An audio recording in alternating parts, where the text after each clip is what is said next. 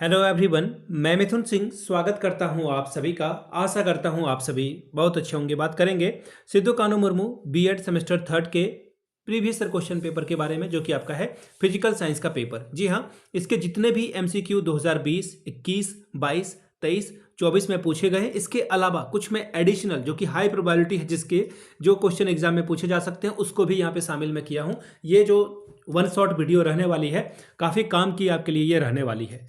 आगे बढ़े उससे पहले मैं आप सभी लोगों से रिक्वेस्ट करूंगा कि विनोबा भावे, बीबीएमकेयू और सिद्धू कानू मुर्मू तीनों का सिलेबस में रत्ती भर का भी फर्क नहीं है। तीनों आपस में बहने हैं, तीनों ने अपना जो है सिलेबस बिल्कुल एज इट इज सिमिलर रखा है। तो आप लोग प्लीज इनके पेपर भी जाकर के देख लें। बाकी जिन लोगों ने सजेशन परचेज किया है या पीवाईक्यू परचेज किया है, वो एक बार मैसेज करेंगे तो आपको ये सारे क्वेश्चन पेपर अवेलेबल मैं करा दूंगा। आपको कोई और कॉस्ट देने की जरूरत नहीं है, कोई और पैसे देने की जरूरत नहीं है। अब देखिए, जो लोग सजेशन या फिर पीवाईक्यू लेना चाहते हैं, मैं आपको बता दूं, पिछले 5 साल के जितने भी क्वेश्चन पेपर हैं वो आपको 49 रुपए में और सजेशन 199 में प्रोवाइड कर दिया जाएगा। अब आपके मन में आ रहा होगा कि सजेशन क्या होता है। सजेशन यानी कि वेरी वेरी इंपॉर्टेंट क्वेश्चन, ऐसे सवाल जो बार बार एग्जाम में पूछे जाते हैं, आंसर के साथ आपको प्रोवाइड कर दिया जाएगा। अगर हिंदी में चाहिए तो हिंदी में मिल जाएगा सजेशन, इंग्लिश में चाहिए तो इंग्लिश में आपको मिल जाएगा। अब यहाँ से देख लीजिए मेरी ईमेल आईडी, इंस्टा आईडी और व्हाट्सएप नंबर yourmithunsingh@gmail.com पे आप मुझे मेल कर सकते हैं। इंस्टा पे अगर आप हो, डू फॉलो मी @imithunsingh। बाकी आप मुझे व्हाट्सअप कर सकते हैं 7979054474 पे। तो चलिए, सिद्धू कानू मुर्मू बीएड सेमेस्टर थर्ड के पहले सवाल से शुरुआत करते हैं। सभी को ब्रेक का लेग कि आप बहुत अच्छा से एग्जाम में जो है प्रदर्शन करें। पहला सवाल, the word seminar is derived from, यानी कि सेमिनार शब्द जो है किस भाषा से लिया गया है। पहला ऑप्शन है फ्रेंच, ग्रीक, लैटिन या फिर इनमें से कोई नहीं। तो देखिए, इसका जो जवाब हो जाएगा वो हो जाएगा Latin. Latin is the right answer. ठीक है। अब देखिए, लैटिन भाषा में जो है सेमिनेरियम से ये वर्ड आया हुआ है। सेमिनेरियम का अर्थ होता है सीट प्लॉट। एग्जाम में हो सकता है कि आपसे ये सवाल पूछ दिया जाए, तो वहां पे घबराना मत, सीट प्लॉट इसे कहा जाता है। ठीक है।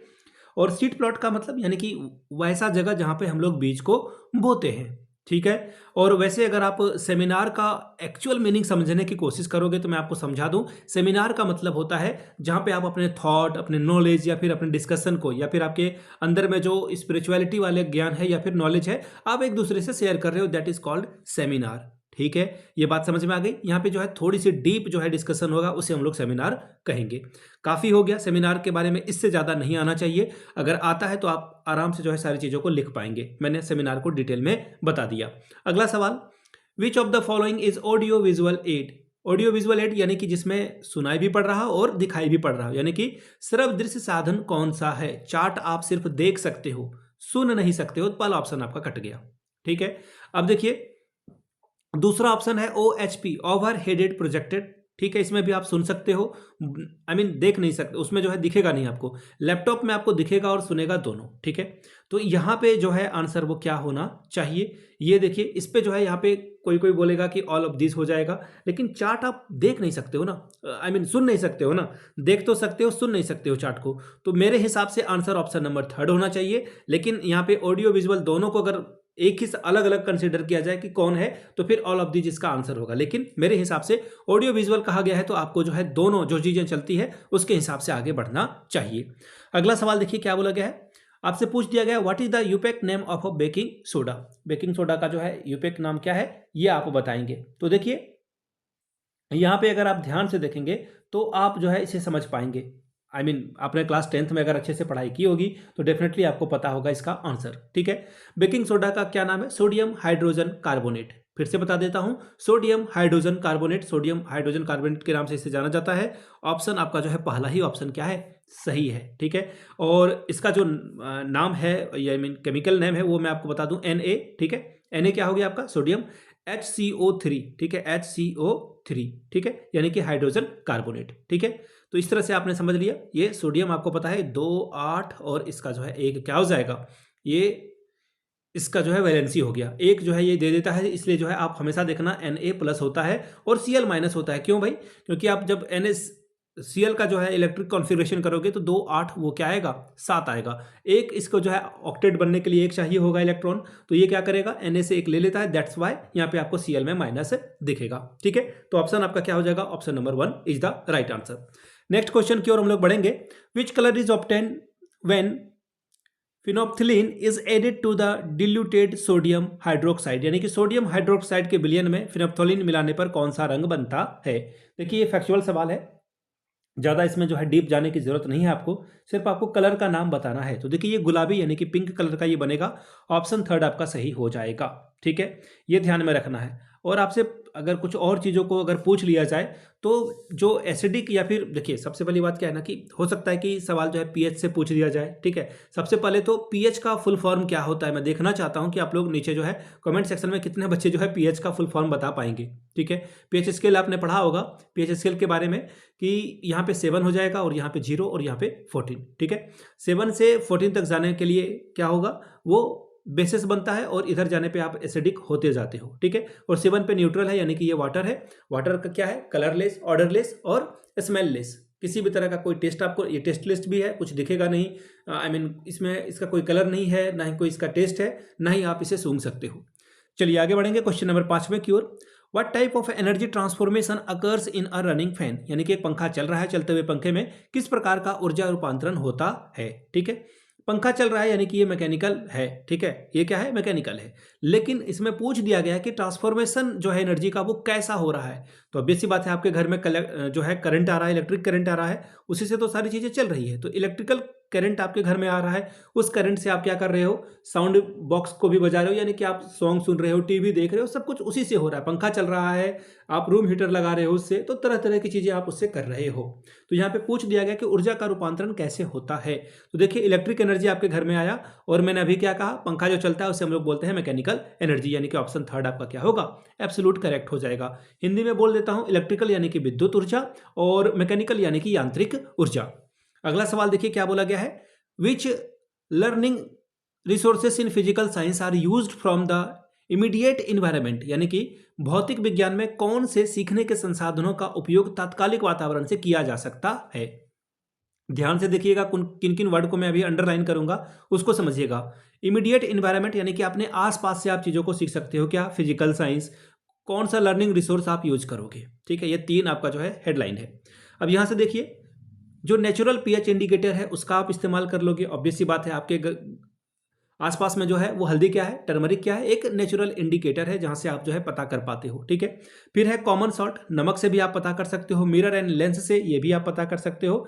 तो फिलहाल जो इसका आंसर हो जाएगा वो क्या हो जाएगा, all of the above is the right answer. देखिए इस तरह के कई बार सवाल आते हैं और मैं आपको बताता हूं 90% टाइम्स जो है वो हमेशा क्या होता है, ऑल ऑफ द एबव सही हो जाता है। ठीक है, लेकिन आप ये काम सीटेट में मत कर लेना, नहीं तो उल्टे मुंह गिरोगे आप। सीटेट में आपको चारों ऑप्शंस को ध्यान से पढ़ना होता है, कौन सा ऑप्शन नेगेटिव है उसे एलिमिनेट करना होता है सीटेट में। और यहाँ भी बीएड में भी आप जो है ओनली वाले वर्ड से, जो भी ऑप्शन ओनली वाले वर्ड से स्टार्ट होते हैं उसको जो है हटाएंगे, रोट लर्निंग वाले चीज़ों को हटाओगे। रटना नहीं है बच्चे को सीखना है, समझना है, लर्निंग बाय डूइंग करनी है, अपने आसपास से चीज़ों को जो है सीखना है। ये नहीं कि आप जो है किसी भी चीज़ को देख रहे हो, रट लिया आपने, तो वो समझने वाली बात होती है। अगला सवाल देखिए क्या है, which of the following is not an informal assessment in physical science teaching, यानी कि भौतिक विज्ञान शिक्षण में निम्नलिखित में से कौन सा अनौपचारिक आकलन नहीं है। ध्यान दीजिएगा, नॉट वाले वर्ड पे सीटेट भी आपको ये परेशान कराएगा। नॉट वाले वर्ड पे ध्यान दीजिएगा, पूरा सेंटेंस का मीनिंग चेंज हो जाता है नॉट मतलब नहीं हो जाने से। ठीक है, क्या बोला गया है कि भौतिक शिक्षण में जो है निम्नलिखित में से कौन सा अनौपचारिक आकलन नहीं है। अनौपचारिक नहीं है यानी कि कौन सा औपचारिक है, ये पूछा गया है आपसे। ठीक है, औपचारिक काम क्या है, तो देखिए रेटिंग स्केल क्या है, आपका औपचारिक काम है। बाकी असेसमेंट, ऑब्जर्वेशन, ये सब क्या है, अलग है। ऑप्शन सी आपका क्या हो जाएगा, सही जवाब हो जाएगा। ठीक है, आप देखिए इनफॉर्मल असेसमेंट कैसे करते हो बच्चे का, इनफॉर्मल असेसमेंट आप कैसे करते हो। अनौपचारिक जो है बच्चे की जांच करना है तो कैसे करोगे, तो जो डेली लाइफ में बच्चा जो है या फिर क्लासरूम में जो एक्टिविटी कर रहा है रैंडमली आप उसे चेक कर लेते हो, ये सबसे अच्छा तरीका है। या फिर असेसमेंट फॉर लर्निंग, यानी कि असेसमेंट फॉर लर्निंग का क्या मतलब हो गया, असेसमेंट फॉर लर्निंग का मतलब हो गया कि बच्चे से आप कुछ पढ़ा रहे हो, पढ़ाते पढ़ाते आपने जो है बच्चे से टेस्ट भी ले लिया। ठीक है, चलिए अब आगे बढ़ेंगे अगले सवाल की ओर। क्वेश्चन नंबर 8वां, national science day is dedicated to, यानी कि राष्ट्रीय विज्ञान दिवस किसे समर्पित है। तो देखिए राष्ट्रीय विज्ञान दिवस जो है रमन साहब को समर्पित है, और नेशनल साइंस डे जो है हम लोग सेलिब्रेट करते हैं 28 फरवरी को। ठीक है, कब सेलिब्रेट करते हैं इसे हम लोग, 28 फरवरी को। अब देखिए 28 फरवरी वाला जो ये सवाल है ना, विनोबा भावे का सबसे फेवरेट सवाल है। विनोबा भावे में शायद मुझे लगता है कि 6 या 7 दफ़ा अभी तक जो है सेम 2 या सेम 3 में इसे पूछ लिया गया है। तो नेशनल साइंस डे जो है हम लोग सीवी रमन साहब के जन्मदिन पे मनाते हैं। उन्हीं का जन्मदिन जो है 28 फरवरी को हुआ था। 1930 में जो है इनको नोबेल प्राइज़ भी मिला हुआ है, ठीक है। और इन्होंने 1928 में रमन जो है प्रभाव की खोज की थी, ये भी याद रखिएगा, 1928 में। और 1930 में जो है इनको नोबेल पुरस्कार मिल चुका है। तो ये दोनों डेट बहुत बहुत ज़्यादा इंपॉर्टेंट है साइंटिफिक टाइम से। तो नोबेल प्राइज़ मिला है तो obvious सी बात है ये टाइम इंपॉर्टेंट है। और 1928 में इन्होंने जो है सीवी रमन साहब ने जो है रमन इफेक्ट की जो है बात कह दी थी। चलिए अगला सवाल देखिए क्या बोला गया है।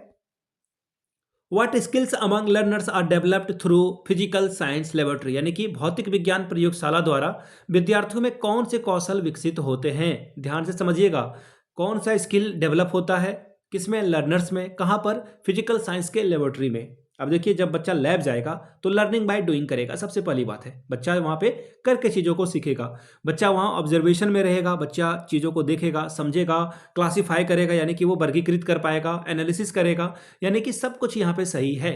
बच्चा ऑब्जर्वेशन भी करेगा, टीचर अगर उसे समझा रहा है तो वो बच्चा जो है आराम से उसे देखेगा और फिर क्लासीफाई करेगा, चीज़ों को आसपास जो है चीज़ों को बदलने की कोशिश भी वो करेगा। यानी कि जो मेटल है, नॉन मेटल है, इस तरह से मैं एक छोटा सा एग्जांपल दे रहा हूँ, कौन जो है मिक्सचर है, कौन कंपाउंड है, उसे वो डिफ्रेंशिएट कर पाएगा। ऑप्शन डी आपका फिलहाल क्या होगा, एब्सोल्यूट करेक्ट हो जाएगा। नेक्स्ट क्वेश्चन आपके सामने ये रहा, the main objective of action research is, क्रियात्मक अनुसंधान का मुख्य उद्देश्य क्या है। देखिए ये सवाल जो है ना एमएड में मुझे मिला था और मैं आपको बता दूं एक्शन रिसर्च या फिर रिसर्च वगैरह जो है आपको एमएड में देखने को मिलेगा। बोला गया है क्या है आपसे, एक्शन रिसर्च का मुख्य उद्देश्य क्या है। तो देखिए एक्शन रिसर्च हम लोग इसलिए करते हैं ताकि हम लोग जो है ट्रांसफॉर्मेटिव चीज़ों को कर पाएं, यानी कि कुछ चीज़ों को बदलें हम लोग। इसका उद्देश्य केवल समस्या का जो है स्टडी नहीं करना है बल्कि उसको जो है ठीक भी करना है। याद रखिएगा एक्शन रिसर्च का मतलब होता है चीज़ों को ठीक करना भी होता है, ठीक है। यहाँ पे जो है एक्शन आएगा, एक्शन का मतलब ही है कि आप चीज़ों को ठीक कर रहे हो, ना कि सिर्फ स्टडी करके आप आगे बढ़ गए कि क्या समस्या है। सपोज कर लो कि मैं आपको एक जो है झुग्गी झोपड़ी वाले बस्ती में भेज दूँ और वहाँ पे बता दूँ क्या समस्याएं हैं, आप 10 तरह की समस्या लेकर आ जाओगे, लेकिन आप सॉल्व कितना कर पाओगे और कैसे सॉल्व करोगे उसका रोड मैप है अथवा नहीं, ये इंपॉर्टेंट है। फिलहाल इसका आंसर हो जाएगा ऑप्शन नंबर डी आपका सही हो जाएगा। आगे बढ़ेंगे, question number 11, which of the following learning resources would be most effective for hands on learning in physical science. भौतिक विज्ञान में हैंड्स ऑन लर्निंग निम्नलिखित में से कौन सा शिक्षण संसाधन जो है सबसे प्रभावी होगा। हैंड्स ऑन का मतलब पहले ये समझ लें, उसके बाद चीज़ों को आप समझोगे। हैंड्स ऑन का मतलब क्या होता है, एक्सपेरिमेंट करके बच्चा जो है तुरंत सीख पाए, देख करके खुद से उसमें जो है वो इन्वॉल्व हो जाए। तो इन्वॉल्व कहाँ से होगा, वो पाठ्यपुस्तक में इन्वॉल्व होगा, ऑब्वियस सी बात है, लेकिन बच्चे के मन में जो है टेक्स्ट बुक को देखते हुए थोड़ा सा जो है वो एक्टिविटी नहीं कर पाता है बहुत अच्छे से, ठीक है। वर्चुअल स्टिमुलस यानी कि वर्चुअल चीज़ों को देख करके ठीक है, अच्छी बात है, लेकिन ये जो है हैंड्स ऑन वाली बात है, हैंड्स ऑन लर्निंग ये नहीं हो पाएगा यहाँ पे। बच्चा उसके लिए ऑडियो पॉडकास्ट सुनेगा तो वो तो इनएक्टिव लर्निंग हो गई ना, वहाँ तो बच्चा इनएक्टिव है, वहाँ तो टू वे कम्युनिकेशन भी नहीं है। सबसे अच्छा क्या है, लेबोरेटरी एक्सपेरिमेंट, यहाँ पे जो प्रयोगशाला में प्रयोग वो करेगा वहाँ पे हैंड्स ऑन वो चीज़ों को सीख पाएगा। Option C is the right answer.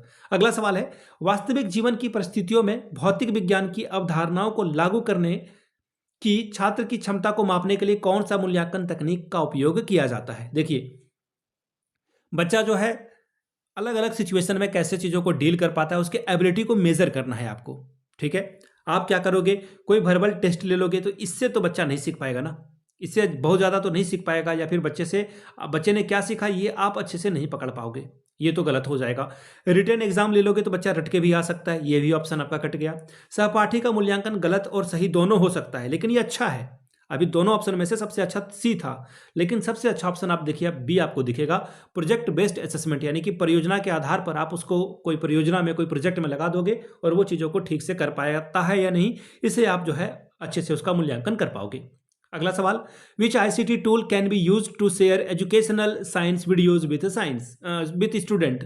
छात्रों के साथ शैक्षिक विज्ञान वीडियो साझा करने के लिए कौन सा ICT टूल उपयोग में लाया जा सकता है या फिर उपयोग इसका किया जा सकता है। ध्यान से देखिएगा क्या बोला गया है, एजुकेशनल वीडियोस की बात की जा रही है। वीडियो आप कहाँ देख रहे हो, तो वीडियो आप देख रहे हो यूट्यूब पे। ठीक है, कहाँ देख रहे हो? तो सबसे अच्छा ऑप्शन क्या है? यूट्यूब है। पावर पॉइंट प्रेजेंटेशन में वीडियो चल सकता है, लेकिन ये बहुत ज़्यादा जो है वीडियो वाले प्लेटफॉर्म है नहीं। एमएस एक्सेल में आप तो बच्चे को जो है मैथमेटिक्स सिखा सकते हो, और भी 10 तरह की चीज़ें होती है वहाँ पे। वर्ड में टाइपिंग वगैरह होता है, पावर पॉइंट में जो है स्लाइड वगैरह चलती है। फिलहाल A is the right answer. The process of rusting of iron is an example of which type of phenomenon, यानी कि लोहे में जंग लगने की प्रक्रिया किस प्रकार की घटना का उदाहरण है? देखिए, फिजिकल चेंज क्या होता है और केमिकल चेंज क्या होता है। केमिकल चेंज जिसे आप रिवर्स नहीं कर सकते हो, वापस नहीं ला सकते हो। सपोज कर लो मैंने कागज जला दिया, कागज फिर से जो है राख से फिर से कागज हम लोग ला सकते हैं क्या? नहीं। तो ये क्या है? केमिकल प्रोसेस है। उसी तरह से अगर मैं कह दूं आपको कि मैंने एक जो है लकड़ी को काटा, दो भाग में, इक्वल इक्वल पार्ट में मैंने उसे काट दिया, तो ये क्या है? फिजिकल चेंज है। आप उसे जोड़ भी सकते हो, यानी कि यहाँ पे लकड़ी बदलने के काटने के बाद ये कोई नया प्रोडक्ट नहीं बना। ठीक है, तो लोहे में जंग लगने के बाद ये क्या है? फिर से जो जंग लग गया वो फिर से अच्छा लोहा बन पाएगा क्या? बस इतना सा जो है सवाल आप अगर ठीक से कर पाते हो तो आपको सारी बातें समझ में आ जाएगी। तो ये क्या है? लोहे में जंग लगना एक केमिकल रिएक्शन है, यानी कि रासायनिक घटना है। ऑप्शन बी आपका सही होगा। अगला सवाल, नेशनल साइंस डे कब सेलिब्रेट किया जाता है? मैंने क्या कहा? ये फेवरेट सवाल है। ऑप्शन डी आपका सही जवाब हो जाएगा। इससे पहले हम लोग डिस्कस कर चुके हैं इस सवाल को। नेशनल साइंस डे जो है हम लोग रमन साहब के जन्मदिन में मनाते हैं 28 फरवरी को, और उनको 1928 में इन्होंने जो है रमन प्रभाव के बारे में बात की थी, और 1930 में इनको जो है नोबेल प्राइज मिल गया था। चलिए अगले सवाल की ओर हम लोग बढ़ेंगे। Who is the Pioneer in the field of taxonomy of educational objective, यानी कि शैक्षिक उद्देश्यों का वर्गीकरण टेक्सोनॉमी के क्षेत्र में अग्रणी कौन है? तो देखिए ब्लूम साहब हैं। ब्लूम्स टेक्सोनॉमी आपने पढ़ रखा होगा, नहीं पढ़ा है तो कोई बात नहीं, नहीं कोई बात नहीं, बहुत खराब बात है। आप जाकर के सीटेट को अगर आप पढ़ोगे ना, अगर आपने ब्लूम्स को नहीं पढ़ा तो फिर दिक्कत आ जाएगी। ठीक है, तो ब्लूम्स टेक्सोनॉमी आपको बहुत अच्छे से पढ़ना है, और इसका जो आंसर हो जाएगा, फिलहाल मैं आपको बता दूं ब्लूम्स टेक्सोनॉमी। और अगर मैं एक सेकंड ब्लूम्स के टेक्सोनॉमी को अगर मैं यहाँ पे ड्रॉ करने की कोशिश करूं तो देखिए सबसे ऊपर में आता है क्रिएट करना, किसी भी चीज़ को क्रिएट कर पाना अपने आप में बहुत बड़ी बात है। फिर आएगा इवेल्युएट करना, फिर तीसरे नंबर पर आएगा एनालाइज करना, चौथे नंबर पर आपका जो है वो आ जाएगा अप्लाई करना, किसी चीज़ को अप्लाई करना आप सीख पा रहे हो। फिर यहाँ पे अंडरस्टैंडिंग आ जाएगा, और सबसे पहले जो है वो रिमेंबर आता है जी। ठीक है, तो ये ऐसे जो है ब्लूम्स की टेक्सोनॉमी है। बाकी ब्लूम साहब जो है अपने आप में बहुत बड़े साइंटिस्ट थे, साइकोलॉजिस्ट थे। ऑप्शन बी आपका सही जवाब हो जाएगा। अगला सवाल, which law is based on heat, यानी कि कौन सा नियम उष्मा पर जो है आधारित है? उष्मा पे आधारित जो है कौन सा है? Newton's first law, Newton's second law, Newton's third law. Newton's का third law is my favourite quote, जहां पे उसने कहा था every action has equal and opposite reaction. तो यहाँ पे देखिए न्यूटन्स का जो लॉ है वो मोशन पे डिपेंड करता है, ना कि हीट, हीट पे जो है वो डिपेंड करता है। ठीक है, ये सारे जो न्यूटन्स लॉ है वो मोशन पे डिपेंडेंट हैं। तो फिलहाल नन ऑफ दिस आपका जो है सही आंसर हो जाएगा। ऑप्शन डी आपका क्या होगा? सही जवाब हो जाएगा। तीनों नियम जो है वो किस पे है? मोशन पे है। ध्यान में रखिएगा, हो सकता है कि एग्जाम में ये पूछ दिया जाए ना कि न्यूटन्स के तीनों लॉ किस पे डिपेंडेंट है, तो आप जो है मोशन यानी कि गति लिख दोगे। ठीक है, गति भी लिख देता हूं। चलिए अगला सवाल, question number 18, the most useful teaching add in physical science, यानी कि भौतिक विज्ञान में सबसे उपयोगी शिक्षण सहायक यंत्र क्या है? विजुअल एड, यानी कि बच्चे को कुछ दिखा दो, ठीक है भाई। ऑडियो विजुअल एड, बहुत अच्छी बात है। तो देखिए यहाँ पे आप केवल दिखाओगे या फिर केवल सुनाओगे, उससे अच्छा आप क्या करोगे? उसे दिखा भी दो और सुना भी दो, ऐसा यंत्र चला दो, जैसे टीवी, कंप्यूटर, प्रोजेक्टर। तो ये आंसर आपका क्या होगा? ऑप्शन बी सबसे सही आंसर हो जाएगा। ये तो बहुत ही ईजी वाला सवाल था, इसमें बहुत ज़्यादा दिमाग लगाने की जरूरत मुझे नहीं लग रहा था कि था भी आपको। ठीक है, चलिए इसका जो आंसर हो जाएगा वो ऑप्शन नंबर बी हो जाएगा। चलिए अगला सवाल, question number 19, inductive method of a teaching was proposed by. बिल्कुल फैक्चुअल सवाल है, इस पर बहुत ज़्यादा बात करने की जरूरत नहीं है। लेकिन देखिए मैथमेटिक्स अगर आप पढ़ रहे हो तो उसमें डिडक्टिव जो है जो तरीका है वो यूज में लाया जाता है, इंडक्टिव नहीं लाया जाता है। इंडक्टिव का क्या मतलब है? इंडक्टिव अच्छा जो है माना जाता है। इंडक्टिव के बारे में बात किया था बेकन ने। ठीक है, अब इंडक्टिव का क्या मतलब है? इसमें जो है एग्जाम्पल से ये शुरू होता है, और ये जो है एग्जाम्पल से शुरू होकर कहाँ जाएगा? रूल की ओर जाएगा। एग्जाम्पल से शुरू होकर ये रूल की तरफ जाएगा। ठीक है, और ये जो है कहाँ से शुरू होगा? ये जो है जनरलाइजेशन तक पहुंचेगा। ठीक है, पर्टिकुलर चीज से जो है ये जनरलाइजेशन की ओर जाएगा। ठीक है, और बेकन मैंने बता दिया, इसमें अब कुछ और ज्यादा बताने की जरूरत मुझे नहीं है। अगला सवाल, dual nature of a matter was proposed by, यानी कि पदार्थ की जो द्वैत यानी कि डुअल नेचर है इसके बारे में जो है सबसे पहले किसने बात की थी, ये आपसे सवाल पूछा गया है। तो देखिए जो डुअल नेचर है, बात करें मैं फोटोन की, चार्ज पार्टिकल की, या इन सब चीज़ों की, तो अब आपको जो है समझ में आ गया होगा। डी ब्रोगली साहब हैं यहाँ पर, ऑप्शन डी इसका सही जवाब हो जाएगा। और इन्होंने ये कब किया था डुअल नेचर के बारे में, तो 1924 में, ठीक है, 1924 में इसका जो सही जवाब हो जाएगा, ठीक है। जहाँ पे डी ब्रोगली ने जो है यह सिद्धांत दिया था इसकी मैटर में जो है क्या है, वेव है और पार्टिकल दोनों की प्रकृति होती है। फिर से सुनिएगा, पार्टिकल और वेव दोनों की प्रकृति होती है, डुअल नेचर का ये होता है। फॉर्मूला अगर मैं बताऊं तो लैम्डा बराबर क्या हो जाएगा, h/p, ठीक है। लैम्डा क्या है, तरंगधरी है, ठीक है, और h जो है प्लैंक का जो है कांस्टेंट है, और p क्या है, संवेग मोमेंटम है, ठीक है। ये हो गया आपका ऑप्शन, आई मीन एक्सप्लेनेशन। अगला सवाल क्वेश्चन नंबर 21 क्या बोला गया है, देखिए, विच of the following method is not a method of a physical science teaching. आप भौतिक विज्ञान पढ़ा रहे हो और आपसे पूछा गया कि कौन सी विधि जो है नहीं है, भौतिक विज्ञान पढ़ाने के लिए सुटेबल मेथड नहीं है। तो देखिए सबसे जो खराब जो है ना, सबसे बलि का बकरा बनता है, स्केप गोट है, वो क्या है, लेक्चर मेथड। लेक्चर मेथड से सब परेशान है। तो फिलहाल देखो है क्या, लो भाई मिल गया आपका, ये रहा बलि का बकरा। लेक्चर मेथड को पकड़ा दो, सबसे बोरिंग सबसे खराब यही है, और पहले के ज़माने में लेक्चर मेथड ही पढ़ाया जाता था। अब बात आती है कि सर अगर भौतिक विज्ञान का सबसे अच्छा तरीका पढ़ाने का क्या है, तो इनमें से सबसे अच्छा तरीका क्या होगा, प्रोजेक्ट मेथड, बच्चा जहां पे खुद इन्वॉल्व होगा, ठीक है। फिलहाल आंसर आपका ऑप्शन नंबर 4 हो जाएगा। अगला सवाल क्वेश्चन नंबर 22, सीसीई का फुल फॉर्म क्या है, पूर्ण रूप क्या है। बहुत ही इंपॉर्टेंट सवाल। सीसीई का मतलब होता है कंटिन्यूअस एंड कॉम्प्रिहेंशन इवोल्यूशन। पहला ही ऑप्शन आपका सही जवाब हो जाएगा। अगला सवाल देखिए क्या है, which of the following is or are the advantages of lesson planning, यानी कि आप अगर पाठ योजना तैयार कर रहे हो इससे क्या फायदा होगा। देखिए इससे फायदा ये होगा, it makes teachers work well organised and systematic. बिल्कुल, इससे जो है टीचर को क्या काम करना है, कैसे काम करना है, सारी बातें इसमें जो है लिखी होती है। बिल्कुल सही बात है, ऑप्शन ए आपका क्या है, एकदम ललन टॉप। अगला है, it promotes confidence and self reliance in teacher, यानी कि टीचर को अपने ऊपर भरोसा आएगा, रिलायंस का मतलब भरोसा होता है, और बच्चे टीचर को जो है कॉन्फिडेंस भी आएगा। बिल्कुल सही बात।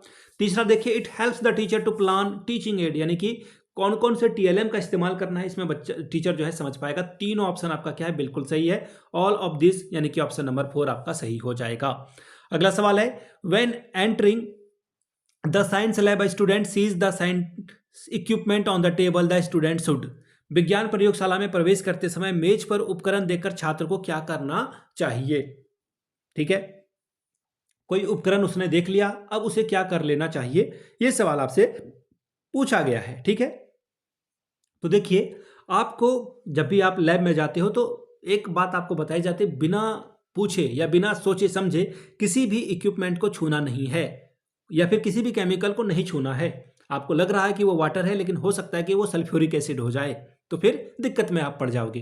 कहने का मतलब है आपको हमेशा जो लैब असिस्टेंट है या फिर लेबोरेटरी में जो काम कर रहे हैं टीचर हैं, उनके इंस्ट्रक्शन का वेट करना है। आपको क्लीन करने की ज़रूरत नहीं है। केमिकल अगर है या फिर कोई इक्विपमेंट है जिसके छूने से आपका हाथ जल सकता है, कट सकता है, प्रॉब्लम में आ सकते हो, तो कहने का मतलब क्या है, आपको टीचर का वेट करना चाहिए। ऑप्शन 4 आपका क्या होगा, बिल्कुल सही जवाब हो जाएगा, wait for the teachers to give instruction. Teacher के कहने पर ही आप आगे बढ़ेंगे। 25वां सवाल, the study of composition, structure, properties and change of matter is called. पदार्थ की संरचना, संगठन, गुण और परिवर्तन के अध्ययन को क्या कहते हैं। देखिए इसे भौतिकी कहते हैं, इसे केमिस्ट्री कहते हैं, एस्ट्रोनॉमी कहते हैं, या फिर अर्थ साइंस कहते हैं। देखिए ये प्योर फिजिकल साइंस वाला सवाल अभी तक में से आया है। तो देखिए बात किसकी की जा रही है, ध्यान से आप समझोगे तो आपको समझ में आ जाएगा। बात हो रही है कंपोजिशन की, स्ट्रक्चर की, प्रॉपर्टीज की, चेंज ऑफ मैटर की। अभी भी नहीं समझ में आया, बात हो रही है केमिस्ट्री की, रसायन विज्ञान की। ऑप्शन 2 आपका करेक्ट होगा। अगला सवाल है, fresh milk has a pH of 6 when milk changes into curd the pH value will be. देखिए सवाल को जो है इसी तरह से टेढ़ा करके पूछा जाता है। ताज़ा दूध का जो पीएच वैल्यू है वो 6 होता है। जब दूध दही में कन्वर्ट हो जाता है तो इसका पीएच कितना हो जाएगा, कम हो जाएगा, बढ़ जाएगा या घट जाएगा। देखिए ये जो है 6 से कम हो जाएगा। 6 से क्या होगा, और कम हो जाएगा, ठीक है। ऑप्शन जो है आपका 2 क्या होगा, सही जवाब हो जाएगा। दूध से दही जमने की प्रक्रिया को क्या कहते हैं, नीचे कमेंट करके बताइए, ठीक है, ये समझना है, ठीक है। चलिए आगे बढ़ेंगे और अगले सवाल की ओर हम लोग बढ़ेंगे। सीसीई का मुख्य उद्देश्य क्या है, यानी कि सीसीई अभी आपने फुल फॉर्म देखिए पूछा गया था आपसे, कंटिन्यूअस एंड कॉम्प्रिहेंशन इवोल्यूशन क्यों लाया गया।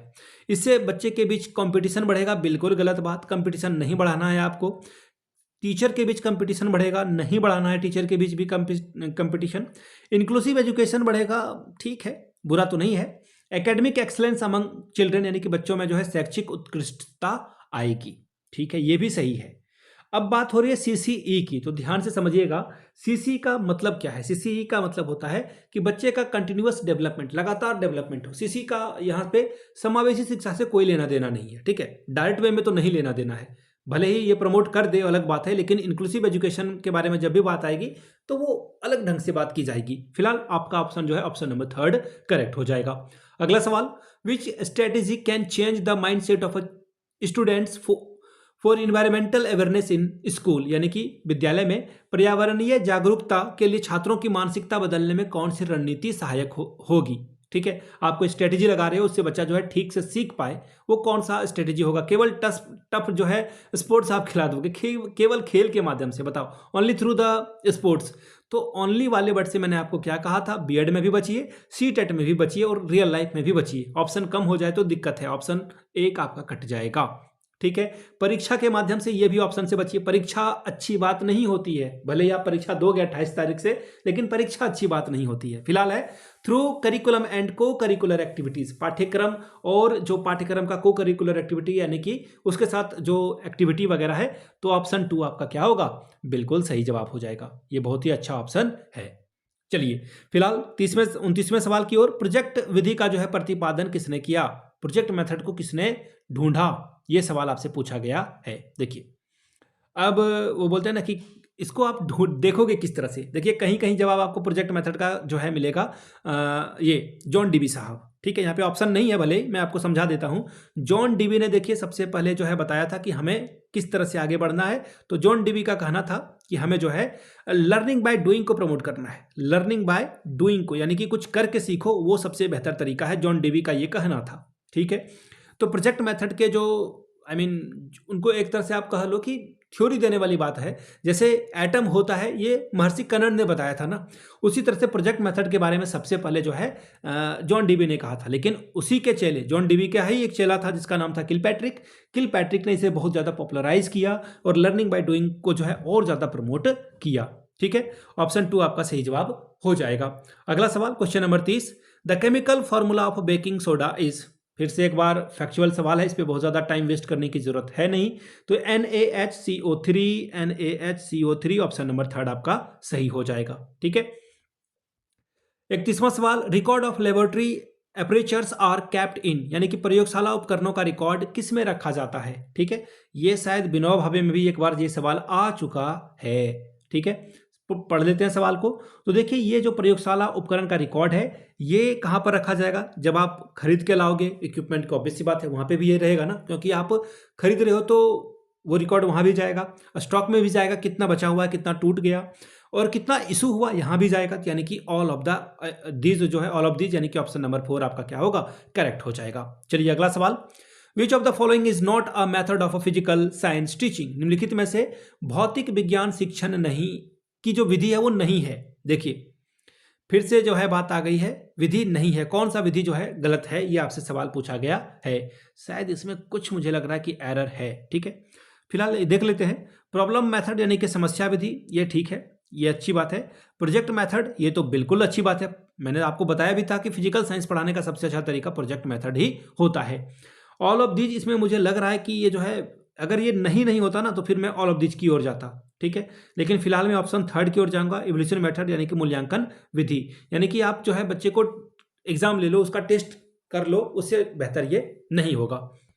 अगला सवाल, विच of the following detergent have the germicidal properties, यानी कि जीवाणुनाशक, जीवाणु को ये मार दे, ऐसा प्रॉपर्टीज आपको किस में देखने को मिलेगा। तो देखिए कटायन में आपको मिलेगा, कटायन ये रहा, 1 नंबर का ऑप्शन करेक्ट है। ठीक है, ये जो है सेल मेम्ब्रेन को क्या करता है, नष्ट करने का इसमें क्षमता होता है। ठीक है, जैसे कि हॉस्पिटल वगैरह में जाओगे तो वहाँ पे जो सफाई कर्मचारी होते हैं, हेल्पर हुए हैं हमारे, वो काम कर रहे हैं हमारे लिए, तो वो क्या है, ये धनायक जो है अपमार्जक के तौर पर इसे आप समझेंगे। अगला सवाल, चलते हुए पंखा जो है किस ऊर्जा का रूपांतरण है? फिर से ये क्वेश्चन रिपीट हो गया। क्या बताया था? पंखा जब चल रहा है तो वो क्या है? मैकेनिकल एनर्जी है, ठीक है। और यहाँ पे पूछ दिया गया चलते हुए पंखे में किस प्रकार का ऊर्जा रूपांतरण है? तो इलेक्ट्रिक एनर्जी जो है किस में कन्वर्ट होता है? मैकेनिकल एनर्जी में। ऑप्शन 4 आपका क्या होगा? सही जवाब हो जाएगा। ऑप्शन 4 की ओर हम लोग आगे बढ़ेंगे। अगला सवाल, विच of the following is audio visual add? निम्नलिखित में से कौन सा श्रव्य दृश्य सामग्री का सहायक सामग्री है? बताइए। कंप्यूटर, चार्ट, OH, सब कुछ है भाई। सब कुछ जो है हम लोग क्या करते हैं, इसका इस्तेमाल करते हैं। एक सेकंड, चार्ट में तो नहीं है ना? ये क्वेश्चन फिर से रिपीट हो गया। इसमें जो है कंप्यूटर होना चाहिए, क्योंकि कंप्यूटर में जो है दोनों चीज़ें आएगी। फिलहाल अब मैं क्या बताऊं, अब इसमें आंसर कोई ऑल ऑफ दिस भी लगा दे तो कहना मुश्किल है थोड़ा सा। बाकी आपका क्या राय है नीचे कमेंट करके बताइएगा। अगला सवाल है, which one of the following is not true with respect to the nature of a science? निम्नलिखित में से कौन सा विज्ञान की प्रकृति के संदर्भ में सही नहीं है? साइंस के पॉइंट ऑफ व्यू से जो है गलत है, ठीक है। तो देखिए यहाँ पर क्या बोला गया है, साइंस के पॉइंट ऑफ व्यू से चीजों को अगर आप देखोगे तो साइंस क्या है? साइंस जो है आपको नेगेटिव पूछा गया है, ट्रू नहीं है, अनट्रू है। तो देखिए साइंस जो है स्टेबल रहता है नेचर में। अरे भाई नहीं, साइंस जो है स्टेबल नहीं रहता है। साइंस बदलता रहता है, चीज़ों को जो है समझने में हमें मदद मिलती है। साइंस जो है स्टेबल नहीं है। ऑप्शन सी आपका क्या है? गलत है, लेकिन गलत ही चुनने के लिए कहा गया है तो ये सही जवाब हो जाएगा। साइंस में जो है डाउट को प्रमोट करते हैं हम लोग, बिल्कुल करते हैं। संशयवाद को बढ़ावा देते हैं, तभी तो हम लोग आगे बढ़ पाते हैं। अगला है, teaching techniques is selected on the basis of, यानी कि शिक्षण प्रविधि जो है किसके आधार पर चुना जाता है? कौन सा शिक्षण विधि का इस्तेमाल आप कब करोगे, ये कब चुना जाता है? चैप्टर को देखकर, कंटेंट को देखकर, टीचिंग ऑब्जेक्टिव को देखकर, यानी कि शिक्षण उद्देश्य क्या चाहिए आपको? तो फिलहाल आपका आंसर ऑल ऑफ दिस, यानी कि ऑप्शन डी सही हो जाएगा। अगला सवाल, शैक्षिक सत्र के दौरान मूल्यांकन कौन सा मूल्यांकन का उदाहरण है? ध्यान से सुनिएगा, ड्यूरिंग वाले वर्ड को ध्यान से सुनिएगा। जब भी आपको दिखे ड्यूरिंग, यानी कि पढ़ाई हो रही है, बच्चा सीख भी रहा है, तो ऐसे में वो क्या है? वो आपका हो जाएगा फॉर्मेटिव असेसमेंट। यानी कि चैप्टर पढ़ाते पढ़ाते आपने 2 सवाल दाग दिए, पीछे में 2 बच्चे बात कर रहे थे, आपने तुरंत जो है उसे पकड़ा और पूछा सवाल, वो फॉर्मेटिव असेसमेंट है। आप पूरे 6 महीने पढ़ा लेते हो बच्चे को, फिर आप हाफ ईयरली एग्जाम लेते हो या फिर एनुअल एग्जाम लेते हो, वो समेटिव एग्जामिनेशन है, ठीक है। एट द एंड जो है, एंड में जो है वो क्या आएगा? समेटिव एग्जामिनेशन आएगा। अगला सवाल, need of the physical science teaching at secondary level are, यानी कि माध्यमिक स्तर पर भौतिक विज्ञान शिक्षण की आवश्यकता क्या है? डेमोन्स्ट्रेशन मेथड, यानी कि प्रदर्शन विधि, क्रिएटिविटी, प्रैक्टिकल मेथड। बताइए, सब कुछ सही है ना? सब कुछ सही है, लेकिन माध्यमिक स्तर पर ध्यान से सुनिएगा, सेकेंडरी लेवल पे जो है फिजिकल एजुकेशन आपको पढ़ाना है, तो कौन सा सही होगा? डेमोन्स्ट्रेशन मेथड सही नहीं होगा। प्रदर्शन विधि सही नहीं होगा क्या? बिल्कुल सही होगा। आप बच्चे को दिखा रहे हो, लेकिन बच्चा एक्टिव उसमें ज़्यादा नहीं हो पाएगा, ठीक है। बच्चा जो है उसमें एक्टिवेट ज़्यादा नहीं हो पाएगा, ठीक है। अगला है क्रिएटिविटी, सृजनात्मकता पर, बिल्कुल ये भी सही है, क्रिएटिव होना भी ज़रूरी है। लेकिन सबसे बेहतर तरीका क्या होगा? जब आप साइंस पढ़ा रहे हो ना, तो वहाँ पे बच्चा खुद से करे, देखे, समझे, तो ये प्रैक्टिकल मेथड क्या होगा? सबसे बेहतर आंसर हो जाएगा ऑप्शन सी। अगला सवाल है, which of the following is not nature of a science subject, यानी कि विज्ञान की विषय के बारे में बात नहीं करता है, नेचर इसका नहीं है, गलत बात है ये। देखिए, साइंस जो है हमेशा किसके बारे में बात करता है? ट्रूथफुल की बात होता है ये, ठीक है, यूनिवर्सल होता है। अब यहाँ पे 1 केजी अगर आप कुछ भी मास लेकर जाओगे, किसी का एक का मास 1 केजी है, तो वो हर जगह पे वही होगा ना। तो फिलहाल यहाँ पे पूछा गया है कि किसके बारे में जो है वो सही नहीं है। तो देखिए, विशिष्टता यानी कि स्पेशलिटी इसमें नहीं होती है। ऑप्शन डी आपका क्या होगा? सही जवाब होगा।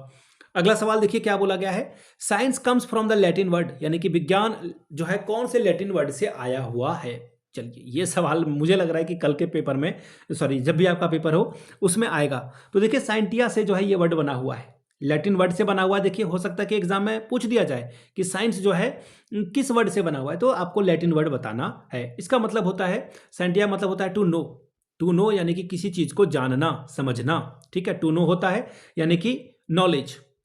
अगला सवाल देखिए क्या बोला गया है, the main M of remedial teaching in science teaching is, यानी कि विज्ञान शिक्षण में उपचारात्मक शिक्षण का मुख्य उद्देश्य क्या है? छात्रों में अच्छी आदत का विकास करना। रेमेडियल टीचिंग का क्या उद्देश्य है? अच्छे चीज़ों को बढ़ाना। ऑब्वियस सी बात है, आप बच्चे के अंदर कोई कमी है उसे ठीक करते हो आप, यही तो आपका उद्देश्य है। लेकिन जो दिक्कत है उसमें, उसको ठीक करते हो। अच्छी आदत लाने की जिम्मेदारी आपके ऊपर नहीं है फिलहाल पढ़ाने के दौरान, विज्ञान शिक्षक के तौर पर। आदत में सुधार लाना नहीं, बल्कि विशेष छात्रों को जो सीखने में कठिनाई आ रही है उसे दूर करना ही आपका जो है क्या है, रेमेडियल टीचिंग का उद्देश्य है। ऑप्शन सी आपका सही जवाब है।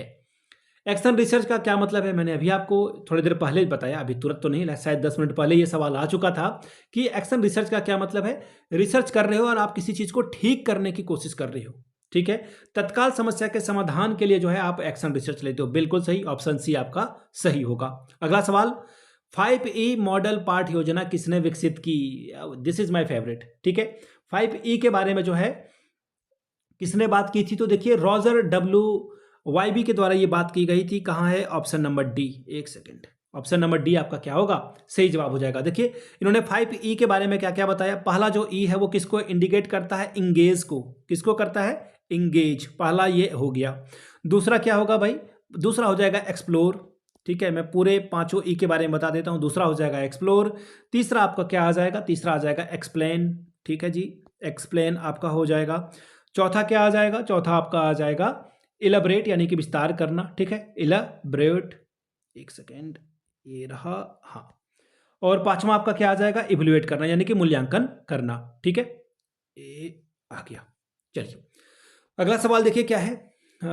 राष्ट्रीय विज्ञान दिवस 2020 का विषय क्या था? देखिए 2020 वाला सवाल है, तो ये करंट अफेयर्स है, इसे छोड़ दीजिए, ये आपके काम का नहीं है। SI unit of work, work का एसआई यूनिट क्या है? अब जो है ये बिल्कुल फिजिक्स वाला सवाल आ चुका है। तो देखिए एसआई यूनिट जो है कार्य का क्या होता है। जब भी आप काम करते हो तो आप जूल में मेजर करते हो। किस में मेजर करते हो? जूल में। ऑप्शन ए आपका सही जवाब हो जाएगा। अगला है लाइट कैन ट्रेवल इन, यानी कि लाइट जो है किसमें ट्रेवल कर सकता है, किसमें जो है गमन कर सकता है।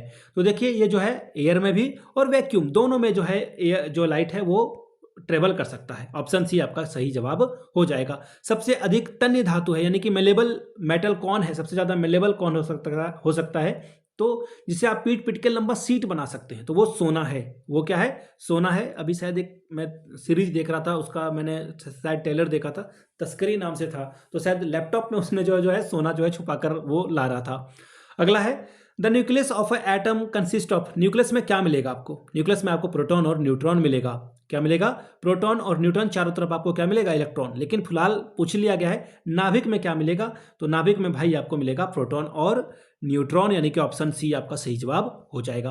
अगला सवाल, the instrument which uses sound wave to measure ocean depth is, हाँ याद आ गया मुझे, पुराने दिन एकदम क्लास 7 या 8 में मैंने पढ़ा था, ये शायद 9 में। जो सोनार है, सोनार, ये रहा, ये रहा, ठीक है, ऑप्शन भी आपका सही जवाब है। थोड़ा एक्साइटेड हो गया मैं। सोनार का पूरा नाम क्या है? साउंड नेविगेशन एंड रैंगिंग, ठीक है, और ये साउंड वेव से जो है समुद्र की गहराइयों को माप लेता है। ऑप्शन बी आपका सही जवाब हो जाएगा, ठीक है। अगला सवाल है physical science is a branch of, यानी कि जो भौतिक विज्ञान है वो किसकी शाखा है? भौतिक विज्ञान जो है किसकी शाखा है?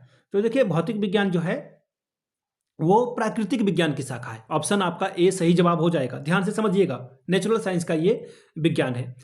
Who was awarded the Bharat Ratna, Bharat Ratna से किसे सम्मानित किया गया है? विक्रम साराभाई, सीवी रमन, प्रोफेसर रामचंद्रा या फिर हरगोविंद को? तो देखिए ये सारे ऑप्शन आपको दिख रहे होंगे, लेकिन भारत रत्न से जो है सीवी रमन साहब को जो है सम्मानित किया गया है। इनका जन्म दिवस जो है 28 फरवरी को आता है और इन्हीं के जन्म दिवस पे हम लोग राष्ट्रीय विज्ञान दिवस भी मनाते हैं। भौतिक विज्ञान शिक्षण होना चाहिए, स्वयं पे केंद्रित, सेल्फ सेंटर्ड नहीं, नहीं नहीं नहीं। हम लोग सारा काम किस पे करते हैं? बच्चे पे करते हैं, यानी कि चाइल्ड सेंटर होना चाहिए। हालांकि ऑब्जेक्टिव सेंटर्ड भी सही है और ऑल ऑफ दिस। देखिए ये तो मैं अब क्या बताऊं, ये जो आंसर है ना ये थोड़ा सा परेशान करने वाला है, लेकिन मेरे हिसाब से ऑप्शन 2 आपका सबसे सही जवाब होना चाहिए। क्योंकि हम लोग, मेरे टीचर ने ना मुझे एक बार समझाया था कि ये स्कूल, ये करिकुलम, ये बुक्स या फिर ये टीचर या फिर जो चौकीदार है या फिर जो मिड डे मील बन रहा है, सब कुछ किसके लिए हो रहा है? बच्चे के लिए हो रहा है। तो सब के केंद्र में या फिर सेंटर में कौन है? बच्चा है। तो उस हिसाब से जो टीचर की बात है मुझे याद आ गई। और मैं एएस कॉलेज से पढ़ा हुआ हूँ, ठीक है। एएस कॉलेज वाले नीचे कमेंट करके बताना, ऑप्शन 2 आपका सही जवाब होगा। By the way as college से वो टीचर अभी हट चुके हैं, हट नहीं चुके हैं वो, उन्होंने जो है कहीं पे और जो है वो काम कर रहे हैं। वेस्ट विशेष टू देम, उनसे मैंने काफ़ी कुछ सीखा है। अगला है विज्ञान शिक्षण का एक उद्देश्य सहयोगात्मक व्यवहार विकसित करना है, ठीक है। An aim of teaching science is to develop cooperation behaviour within, किस में विकसित करना है?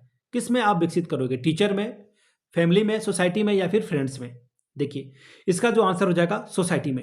आप सोसाइटी में क्या करोगे, सहयोग लाने की कोशिश करोगे। बच्चा जो है सोसाइटी में आएगा तो सोसाइटी के अंदर टीचर, परिवार, दोस्त सब आ जाता है। अगला सवाल, the word curriculum is derived from, पाठ्यक्रम की उत्पत्ति किस शब्द से हुई है। देखिए पाठ्यक्रम की उत्पत्ति जो है इसका लैटिन वर्ड से ये बना हुआ शब्द है और लैटिन वर्ड में जो है इसका मतलब होता है टू रन, यानी कि या फिर टूर, आपने पढ़ा होगा दौड़ का मैदान या फिर जो है रेस कोर्स इसे कहा जाता है। टू रन इसका मतलब होता है। फिलहाल ऑप्शन 1 करेक्ट है।